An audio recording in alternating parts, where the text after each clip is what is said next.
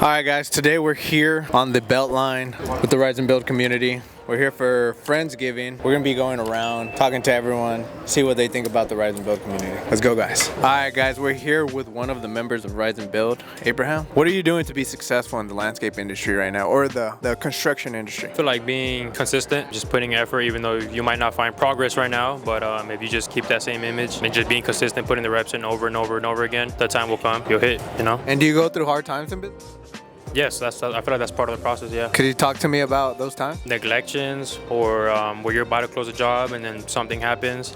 But I feel like just keeping that tough skin of not being able to give up and be like, hey, this is part of business, and still going at it the next day, still calling the next day, something might happen. So it goes back to reputation. Give me an example of how you lost money and what you're gonna do next time in order to avoid that. How long the process takes, the material that I need. I bid it on one sort of material, and then turns out I can't get that material anymore, so now I have to buy even more expensive material. So now I just lost the money I was supposed to keep. All right, bro, we're here with Sylvester. Sylvester. What do you do for a living? I do framing and concrete. How much are you currently doing a year? I'm stuck on right around the 800K. How old are you? I'm 21. 21, you're doing 800K. Wouldn't you say that's an accomplishment? Yes, but I can't. I think I got like a head start because it's my dad's company. Okay. And I'm kind of taking over. And what are you doing right now to get to the next level? I'm gonna get my foot in the door with concrete, so it can like bring more, not just framing. It can be other trades, you know. What if you just do more of what's working for you already? I want to just get known in my city. I don't know. I just have that mindset of getting known. What if you do get known, but you get known as these guys are the best framers in your city? I haven't thought of it, but yeah, it could be a possibility. If I don't see any progress in the concrete business, then I might just do that. Do you do any marketing right now? Not right now. I used to. I need to get back on it so I can promote my concrete business. So that's what I'm lacking on. Do you think if you marketed, your business would double? In the framing aspect, yes. Concrete, not so well because I suck at sales right now, but I'm working on it. Okay, so who's doing most of the sales right now in your business? I am, but all my projects are coming from past clients. Referrals. Basically, yeah. What if you go up to the GC and you're like, hey man, I know I deliver great work for you, but do you know 3 other people that would benefit from my services? I should do that. Yeah, I should do that. Do you think you could double your business just by the people you know right now? Because usually contractors hang out with contractors, right? So GCs probably hang out with GCs and they talk, hey, I have this really good framer, maybe you could use them. Well, I have seen all the GCs I work with, they're like old school and they kind of want to gatekeep. But try asking them that question. If that doesn't work, I would recommend going to all the construction sites and just asking them. One of my buddies, he does the same thing as you, framing. He literally just goes to the construction sites and then asks them for their information of the purchasing department. And that's how he gets these big contracts. I give that a try and see how it goes. How many are you going to on Monday? I'm gonna start off slow, probably like 2. Do 2 a day and then come back to me in a month and see how that goes. Oh yeah, for sure, will do. We're here with Adrian Escobar.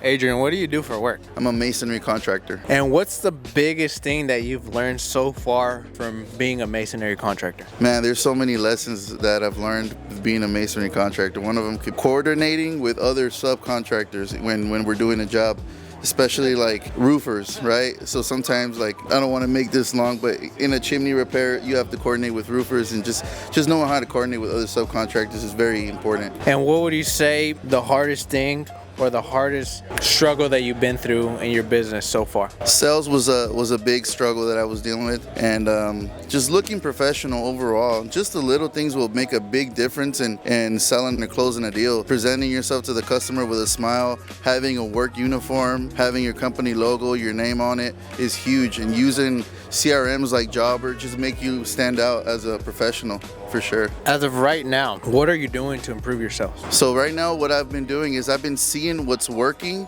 and what's not working. I've been trying to stay consistent with the same, I don't want to say pitch, but the same procedure, right? Because usually the procedure I do is I qualify the client, I go look at the job, and I instantly, within a day or 2 days, 2 days max, I send them a quote and give them a follow-up message.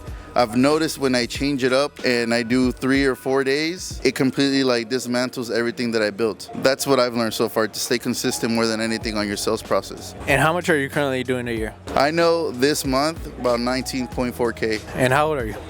I'm 27. 27, doing 19.4K a month. What advice would you say that you have for the people watching that do not make that much? We could do this, man. It's all in your mindset, really. The only person stopping you is yourself. And I'm not gonna say it's easy. It's a constant battle for me every single day. You know, just waking up in the morning is already like half the battle. When you say you're gonna do something, you gotta do it. Because if you say, I'm gonna get up tomorrow morning and I'm gonna hit at the gym at 5 a.m. and you don't do it, I feel like that gives you like a mental battle just between yourself. Kind of tell yourself, man, I don't know if I could do this. And if you keep saying, I'm gonna do something and you don't do it, it just keeps getting worse and worse. It's like a rabbit hole you keep digging yourself into and it's harder to get out. You lose confidence. You lose confidence for sure. I'm gonna go interview these guys. You ready? Yeah, I was born ready. Let's do it. Let's do all three of you at the same time. What's one thing that you did in your business that helped you scale? One thing that I did with my business that helped me really take off was knowing my numbers, knowing how much I was spending, my overhead, my pay labor. It really helped me understand how much I wanted to win in my business. So I feel like that's one of the things that really helped me take off this year. I understood my numbers, knew how much profit we were making, and we were seeing more results, and we were able to invest more towards the business. What's one thing in your business that helped you scale, sir? Risk. Risk? Yeah, taking a lot of risk, even though like I didn't know what was gonna be on the other side, and taking it fast. That'd be like the one thing that made us grow the fastest. What's one thing? Getting out of your comfort zone. If you don't get out of your comfort zone, you're not gonna do the things that you think that you're capable of doing. What's the biggest job you've done and what did you learn from it? Biggest job I did this year was 80,000. One thing I learned from it is that, but there is no limit. I can really close a 100K job right now, you know? You typically get scared of what you don't know, so you just gotta come out there and believe in yourself, believe in your team, and just go out there and crush it. What's the biggest job you've done and what did you learn from that job? I learned a lot of stuff from that job. Biggest job I did was 220,000 this year. The main thing I learned is that there's one ideal customer that you got to target, and with that ideal customer, you're gonna be able to sell him a lot higher ticket product, and he's gonna be a lot happier. And he's gonna trust you more because you're the best fit, and he's not gonna nitpick you. He's gonna give you the full trust in the project, and then you can take on whatever challenge comes, because you're gonna have the mind space to like do it because he trusts you. He's not out there like looking at every little thing. He's paying hundreds of thousands of dollars for your company, and once he's sold on the vision, he's gonna trust you to do everything. That was the main thing I learned this year. What's the biggest project you've done and what did you learn from it? Biggest project I've done was 14,000. What I learned from that was being able to get your client comfortable with you, communicate with them, not just some stranger, let them not have that barrier between you and them, and just like talk to them like they're your friends, because at the end of the day, they're investing in you. So if they don't know you, they don't know who you are, it's not gonna have communication between you guys. So. Awesome. Mario, what's the biggest struggle you go through as a contractor? What I've ran into is material delivery. That's a big one for us, is just getting everything on time, getting there, like having all the material on site instead of having to send one of my guys to go pick up material. That's one of the big things that I've ran into this year, is having a guy just driving back and forth. Home Depot here, Home Depot there, Site 1, just a bunch of stuff like that. I mean, that's the main thing right now. Do you think Site 1 could improve their customer service? Yes, sir, 100%. For example, last week, or I think it was 2 weeks ago now, I had a delivery out. They didn't tell me that we needed a machine operator to unload the trees there. They showed up an hour late.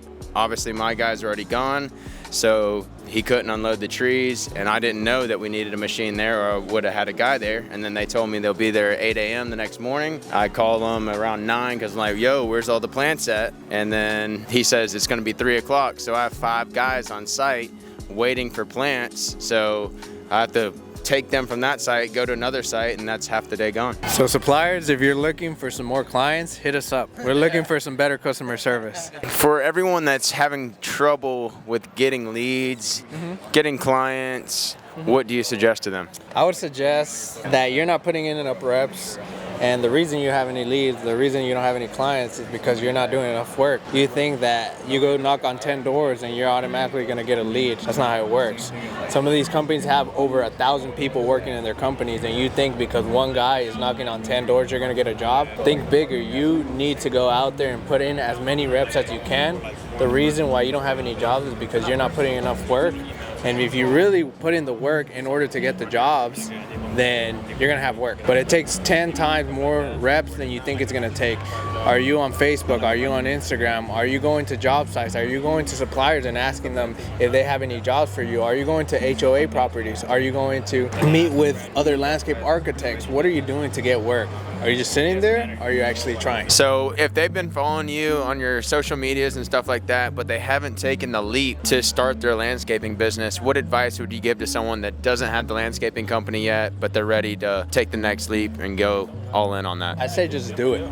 Just do it, go in, start. An easy way that you can start is go start door knocking, sell something. If you can sell a $50 freaking cleanup, a $50 trim a bush, sell it. That'll give you confidence that you can do it, and you get bigger and bigger slowly. You sell something bigger each time and you'll get more confidence. The only way to start doing it is by actually doing it. The only way to get better at it is by actually doing it. If you could go like sell $500 job, $1,000 job, $2,000 job, whatever you can sell.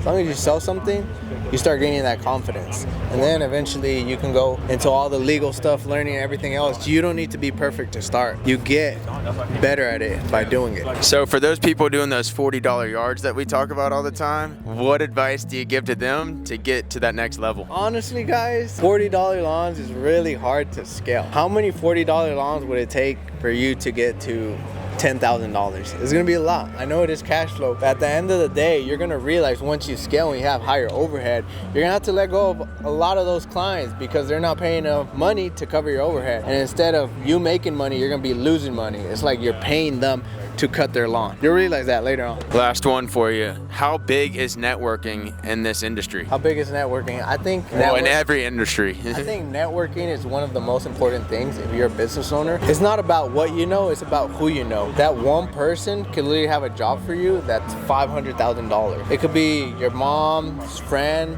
that has a friend that has a friend. Your mom, let's say for example, your mom, they know that you do landscaping and then they refer you like 5 people. Yeah. That's literally how business works. You keep getting referred and you keep like getting known and you start scaling and then you get brand awareness. They see you on the billboards, they see you on the freaking yard site, they see you on TV, they see you on social media. They're like, damn, this guy's everywhere. I need to give him a call. What has worked the best for the marketing side of things for your business specifically? Right now, what's working the best is Google and Facebook, meta ads. Why? Because we sell something that isn't needed, but it's wanted. And visuals are very important in landscaping because it's a luxury. You think about like us Hispanics, like we usually go out there and actually cut the yard because we don't want to pay someone. Like these people that have no time to cut the lawn and they would rather pay someone an hourly rate to cut it for them and then they can make more money. They're like, yeah, this is a no-brainer. I'm not gonna take my time to cut a lawn or do all this landscaping if I could just pay someone a portion of what I make and I could go make more money. Would you go cut a lawn right now? Would I go cut a lawn? No, I would just find someone that could do it and then pay them. This is the first time I've ever recorded. You just hold it, bro. That's it. No, this camera's nice. Damn! Hey, we got a new camera guy. So tell me who you are and what you do. I'm Mark. I'm a videographer, and yeah, that's it. What could I do to get like you, bro? Just wake up every single morning, go to the gym, get to work, and just repeat. From your experience in business, what have you seen that it's the most difficult thing to do in your business? In my industry, it's definitely, I would say, definitely getting yourself out there, because I know for a lot of videographers, it's uncomfortable getting in front of the camera, so I know what that's like, and just getting new clients, because I feel like it's hard. You gotta get on social media, market yourself that way, but there's so much competition, so you gotta find a way to stand out, you gotta find a way to, meet the right people. So yeah, definitely getting new clients, that's pretty difficult. What are you doing to stand out? I would say that I like doing my own content, which is most of the time it's nothing videography related. So I feel like that really makes me stand out, because a lot of people, when I meet them, even clients, they talk about it. They're like, hey, I saw you did that one video. What was that like? And another thing that I like to do is it's kind of funny, but how I met Jose, I go to run clubs and I like to meet people that way. I would say I'm a good runner. So how'd you get so fast? That's a great question. Just running every single day. You gotta be consistent, that's it. Bro, when did you hire this guy? I've never seen you bring another guy to record with you. He's a new hire, so I don't know. He's doing a great job though. How's he doing so far? Pretty good. You might get a raise. Let's go. All right. You said your biggest struggle is finding more clients. What are you doing right now to currently find more clients? Mostly been word of mouth. So just going out there and meeting as many people as I can. Just making more content, because no matter what content you make, like, it helps. Because more people see you, and the more people see you, the more they talk about you, and that's when people like really start hitting you up for work. Bro, what if you were to post the content that you make? That's been a challenge, because it's like, that's actually, wow, that's a really good point. When you're making like so much content for other people, you kind of get burnt out, and the last thing you want to do is like make your own content. Yeah. So that's definitely a challenge that I'm facing right now. Let's talk about that. Because I feel like I struggled finding someone to record my videos. Yeah. You know, there's not that many reliable people that can, you know, be flexible with as far as timeline when I need recording. So I feel like if you could do that, provide that service for someone else, and they actually know that you do it, then you can scale a lot. That's a good point. I gotta start taking notes.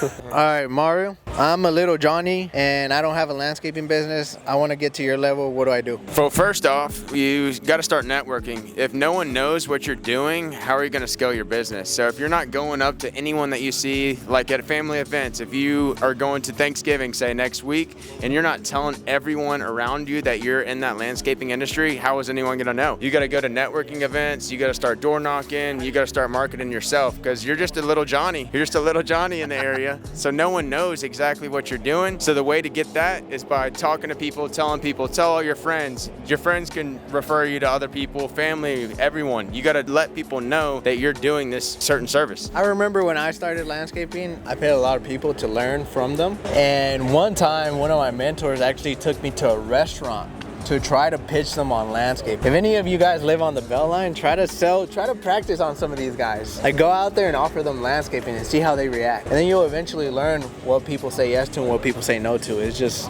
reps. For example, if you play soccer or if you play a sport, the more you do it, the better you get at it. Now, speaking of little Johnnies. If a little Johnny doesn't know how to market and doesn't know how to get more jobs, what are you doing to be successful right now? So if you don't know how to market, I would honestly try, if you can't, so say you can't fund anything, you're starting with zero, no money, no nothing, you're definitely going door knocking, you're going around, say the Beltline, you're talking to everyone, anyone you see, you're going up and saying, hey, we do this, we do that. That's what you got to do at the beginning, because if you have no money to market, that's how you're going to land your first few jobs. And once you start getting those before and after pictures, you can start posting on Facebook. There's a bunch of Facebook groups that you can join that don't cost any money. You got to start promoting yourself, getting out there, and that's how you're going to land these jobs. Let's say they sold someone and they got the job. Little Johnny has no experience on how to do the job. What does he do? He's gonna find a crew, and he's gonna go out there with the crew, and he's gonna learn the project. He's gonna be on site the whole time. Even if he doesn't know what he's doing, he's gonna learn from that and then put it into practice for the next future job. Where do they go to look for a crew?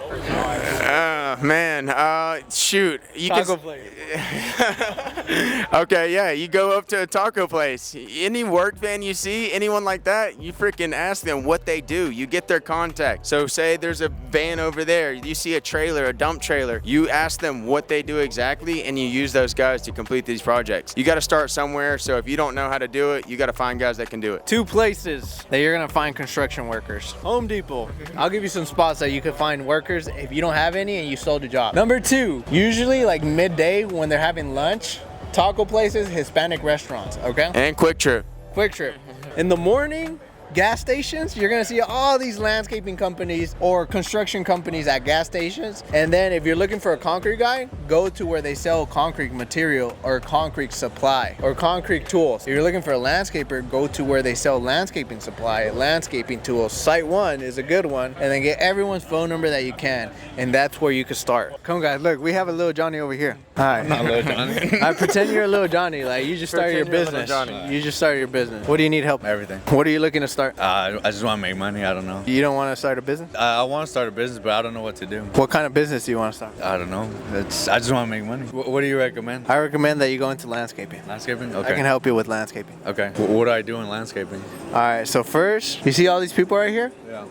You're gonna go offer them landscaping services. Okay. Yeah. And then next, you're gonna get reps in. You're gonna get a lot of no's, and everyone's gonna be like, all right, you suck at selling. But then eventually, you're gonna get that one yes. And then you're gonna get a job, and then you're gonna go to site 1 and find yourself a crew. They're usually there at 7 in the morning. You're gonna ask everyone for their phone number. And you're gonna find yourself a crew to execute that job. And you're gonna take that money, and you're gonna put it back into your business on marketing. And then you repeat that over and over again. Okay. I'll start today. All right. I'll watch you. I'll follow you. Let's do it. Follow me. You're gonna see me grow from 0 to 10 million in 3 years. What's one big life lesson you've learned from having your business? I'd say one of the biggest things I've learned that is everything's your fault. Like no matter what situation you're in, every single thing that you do is your fault. Like for example, a car crash. Say you hit a car or someone hits you. You were in that spot at that time, you could have gone somewhere else. If you think about it that way, you can control it. But if you think about it, if it's the other person's fault, you can't control it. But everything you do, no matter what situation you're in, you're going through hard times or you're winning, it's your fault. And what is one piece of advice that you could give to somebody who's freshly starting out in the landscape, hardscape business that will help them grow from the ground up in a sufficient manner? Get surrounded by people who are already doing it. They already know everything that you need to do. And the only reason you're struggling is because you don't have the information in order to execute. And if you do have the information and you're not taking action, it's your fault. You see what I'm saying? Yes, I understand what you're saying. Do you think it's better for a contractor to pull up to a consultation with an old truck beat up or a new truck? I think it's more professional if you have a clean truck with your branded logo because you look like an actual company that does business. Unlike if you're just a chuck in a truck, they're gonna treat you like that. They're gonna be like, oh, this guy has the old truck, he has his lawnmower in the back, he has his gas tank in the back, he has all of this, he's gonna charge me cheap. And then usually the ideal clients don't want to work with that, because if you ever think of companies like, for example, I'll give you an example, you could always get Nike, right? Or you could go buy an unbranded company from Walmart, and it's gonna be cheaper than the Nike thing is, right? Why do people buy Nike instead of the cheaper things? Because of the reputation. Exactly. Right. Exactly. That's exactly how landscaping is, because of the brand. Because of the so brand. if you build a brand, you have your logo on there, they want to do business with you. It's not anymore like I'm doing business with a nobody. It's I'm doing business with whatever your company is called. Okay, so I don't know how to grow my company. Like I'm having issues. I feel like I'm doing everything at once. Like what do I do if I feel like I'm doing everything at once? Hire where you suck at and then keep doing what you're good at, and then you're gonna love your company. If you hire what you're good at and then keep doing what you suck at, you're more than likely you're gonna hate it. So you know what to do. Party in Jose. Can you hear without the mic? Can you hear me without the camera like this? All right, let's go. Where we going? We're gonna go to a party. Yeah. So we got a party bus waiting for us. We're gonna go ride the scooters right now, and then we're gonna see who can sell landscaping on the Beltline. Let's see who's the best salesperson we got here. You're gonna have to. You have to get on a scooter too, bro. You're gonna have to. You're gonna be like this, bro. All right, we're about to get on these birds. Look down there. Look how much people there is. We're about to go ride through the streets of Atlanta, Georgia. Hopefully we crash into someone. Let's go. How do you want to do it, bro? Follow us. Yo, we got him doing exercise. What do you think, Mark? Should we do it or not? Let's do it. All right, let's do it.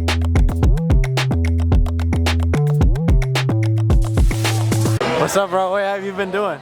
Oh man, I've been waiting for you. That's what Bro, this dude's scooter died, so we had to wait for him. We went all the way to the end of the Beltline and back. No.